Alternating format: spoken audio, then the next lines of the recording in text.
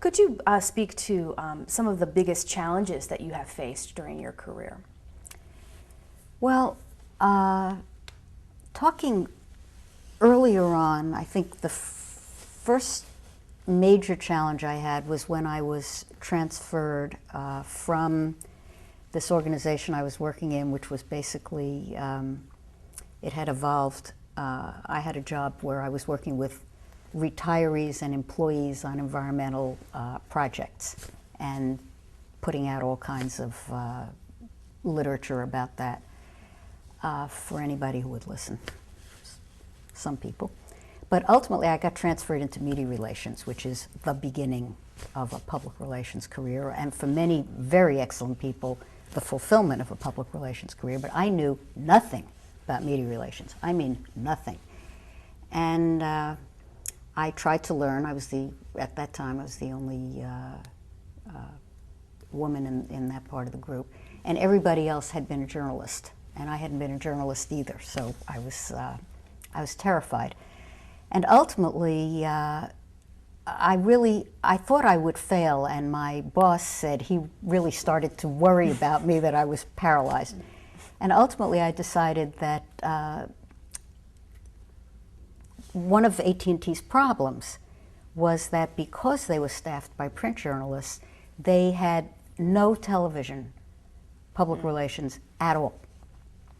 And so I created a television approach and a little group, and hired a television specialist and started getting us on things like the Today Show and what have you. And of course there were 10 million stories that were ready to be told because we had never done anything proactively for television. And that was sort of the beginning of finding that one of the real ways to make a difference in a large organization was to create as opposed to follow the well-beaten path. And of course, between the years of the 70s, the late 70s, the early 80s, when AT&T was broken up, and from then on, it was all about adapting to change, all about adapting to a new world.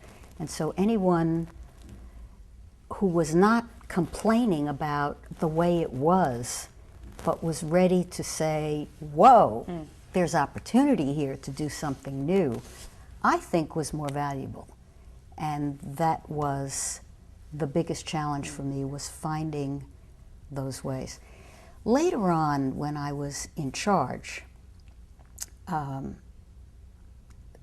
very, very largest challenges were, on the one hand, trying to help senior management adapt to the various things that those of us who have a broad view of the world could see needed to be done, other than the technical and financial aspects of the business.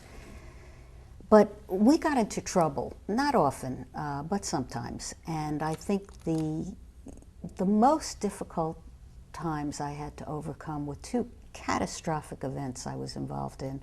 One, when our foundation, for a variety of reasons I won't bore you with now, decided to stop funding Planned Parenthood.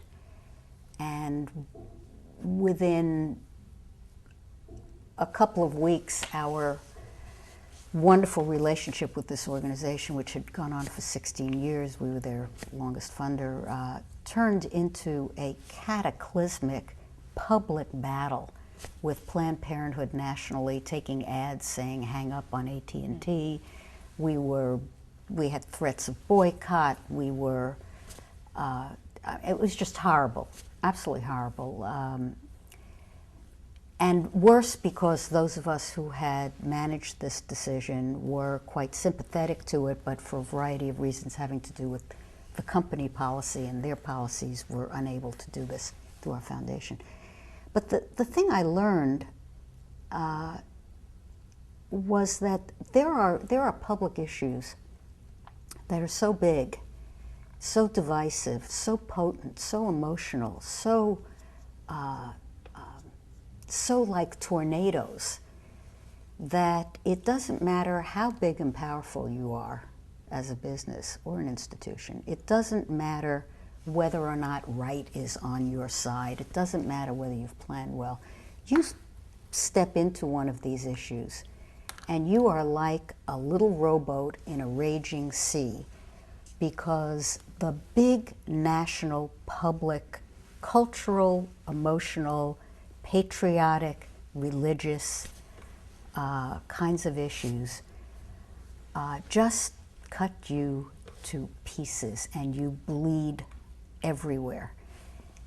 And I learned, because I fell into another one maybe 10 years later, I learned that these were to be fudged, if possible, in such a way that you would not become a target, and that if you were going to have to deal with one of these issues, you needed to develop not just good constituency relations, which we had, but you needed to understand strategy in a very real way, and company character, and issues management at a very, very high level, or the reputational implications were just awful.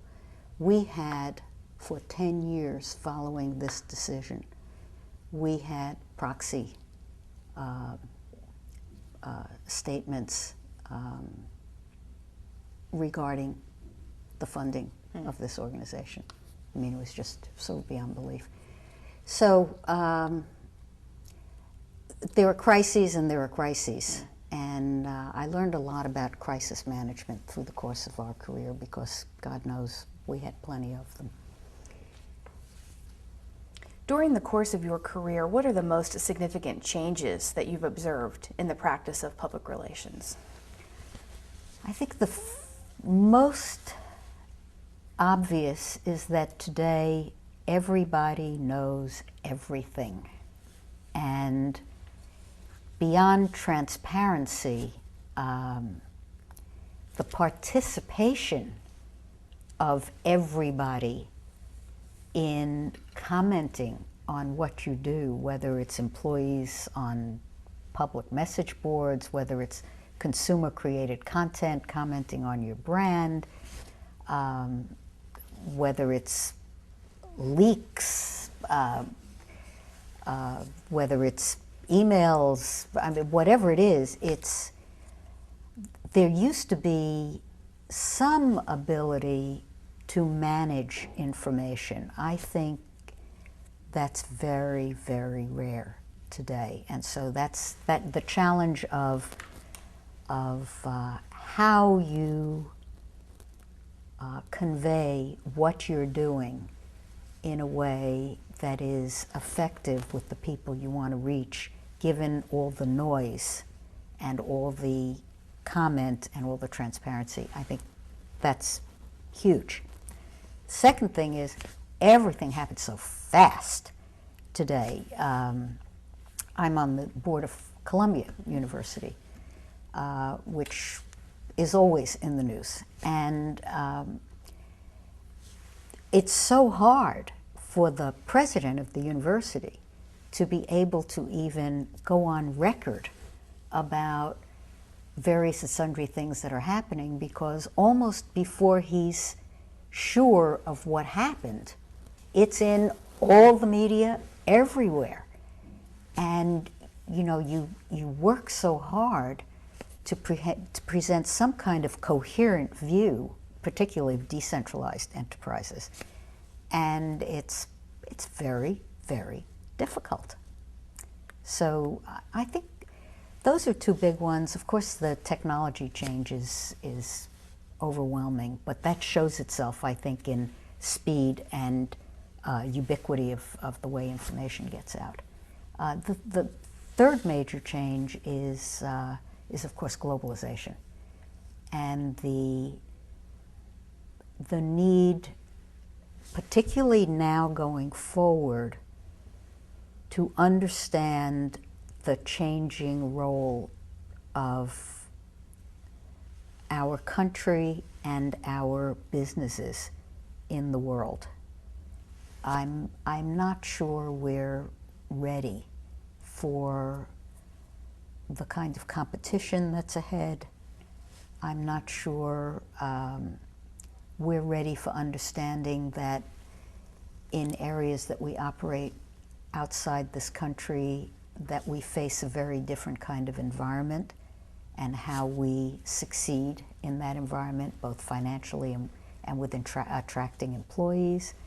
I'm not sure we have our arms around the issue of how consistent a company culture needs to be, but given this very rapid news cycle, given this ubiquity of comments on what you do, given all these people who are talking about you that you don't know about, if something happens in Africa, it can be just as relevant as if it happens in Manhattan. And so I think those three forces, speed,